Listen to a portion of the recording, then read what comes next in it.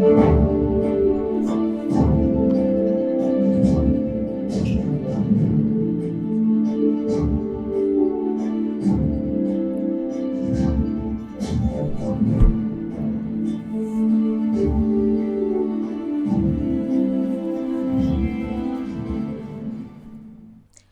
day and welcome to Alive News. I'm Khadija Ibrahim.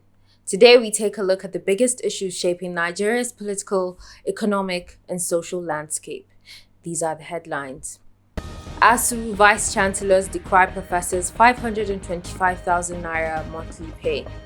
APC opens door to aspirants against Tinubu for 2027 ticket.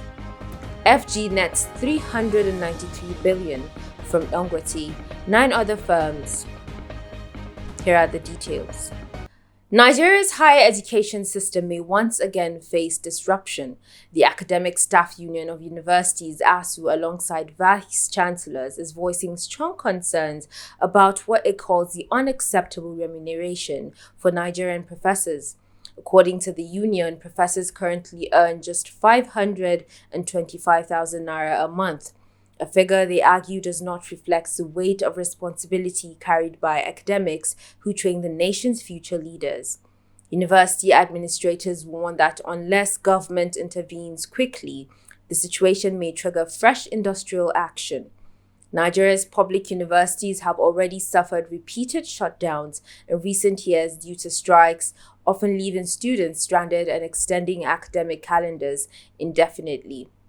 Education experts say a renewed crisis could worsen the ongoing brain drain, as many Nigerian lecturers are already seeking jobs in foreign universities where conditions are far better.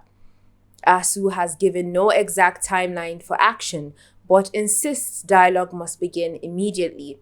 Parents and students are watching anxiously, fearing a repeat of last year's long strike, which paralyzed learning across campuses nationwide.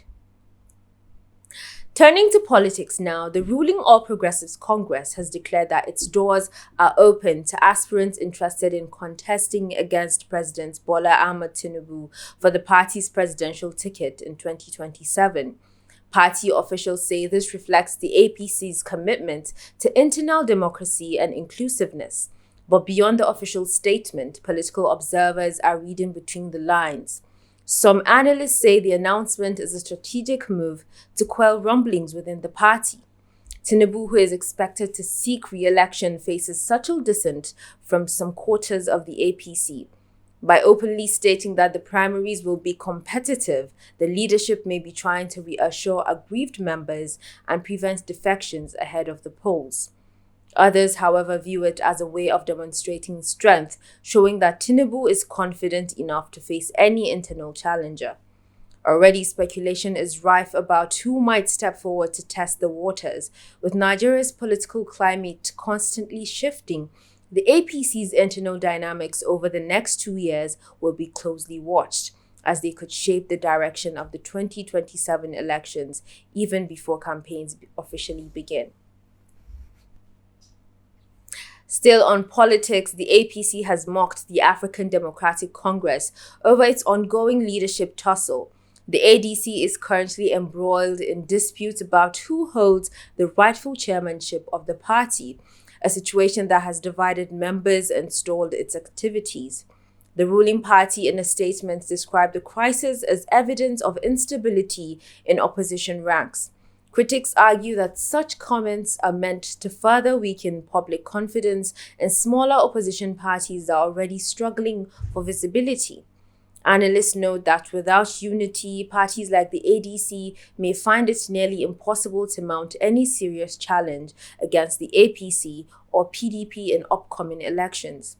For now, the ADC's leadership crisis remains unresolved, with members split along factional lines. Political watchers say how the party resolves this issue could determine its survival ahead of 2027. In economic news, the federal government says it has netted 393 billion naira in tax revenue from Dangote Industries and 9 other top companies. Authorities say the funds will be channeled into infrastructure, healthcare and education projects, boosting national development. The tax agency emphasized that this success reflects Nigeria's renewed focus on corporate accountability. Dangote Industries, as Africa's largest conglomerate, contributes a significant share to Nigeria's revenue, and government officials say this underscores the importance of large corporations in stabilizing the economy. However, economists warn that relying heavily on just a few big companies poses risks. They argue that Nigeria must broaden its tax net to include medium and small businesses while also creating a more favorable environment for startups. Without such balance, the economy could remain vulnerable if major firms face downturns. Former President Goodluck Jonathan has called for credibility and transparency in the process of appointing Nigeria's next chairman of the Independent National Electoral Commission, INEC. Speaking at a democracy forum, Jonathan stressed that electoral integrity begins with trust in INEC leadership. He urged political leaders to avoid appointing individuals who may be seen as biased or compromised. Jonathan also raised concerns about the increasing trend of politicians defecting from one party to another, describing it as harmful to Nigeria's democratic stability. According to him, when political actors treat parties as vehicles for personal ambition rather than ideology, the system loses credibility and voters lose faith in the process. Observers say Jonathan's intervention is significant given his reputation as a statesman and his role in past peaceful transitions of power.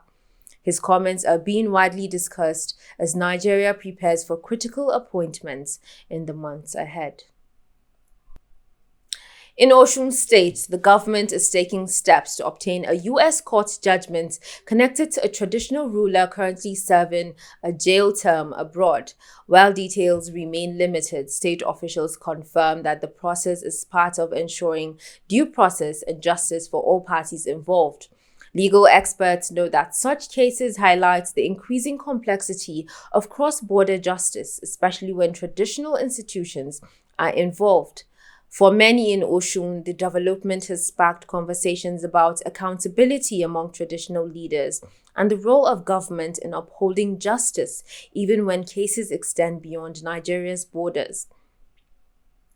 In the international scene, the humanitarian crisis in the Middle East is worsening as Israeli forces stage a major raid in the old city of Nablus in the occupied West Bank. This raid comes alongside expanded military operations in Gaza City, where tens of thousands of civilians are under evacuation orders and food supplies are nearly depleted. Aid agencies report more than 300 starvation-related deaths, nearly 120 of them children. Anger intensified this week after an Israeli strike hit Nasser Hospital in Khan Yunis, killing at least 20 people, including 5 journalists. Israel has defended the strike, claiming the hospital was being used by militants, but condemnation has poured in from the United Nations, humanitarian groups, and world leaders. In Washington, U.S. and Israeli officials are meeting behind closed doors to discuss Gaza's future, while Pope Leo XIV has once again appealed for a ceasefire on unrestricted humanitarian access.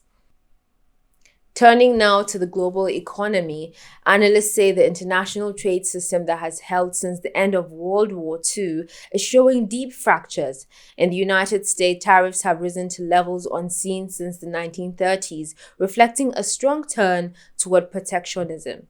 Meanwhile, China has dramatically expanded subsidies across industries, further strengthening its global surplus position while fueling tensions with Washington.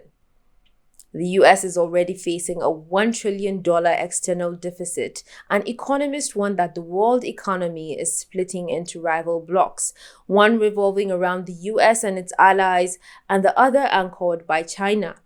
Without renewed multilateral cooperation, experts caution that supply chains, international markets, and long-term growth prospects could face severe instability.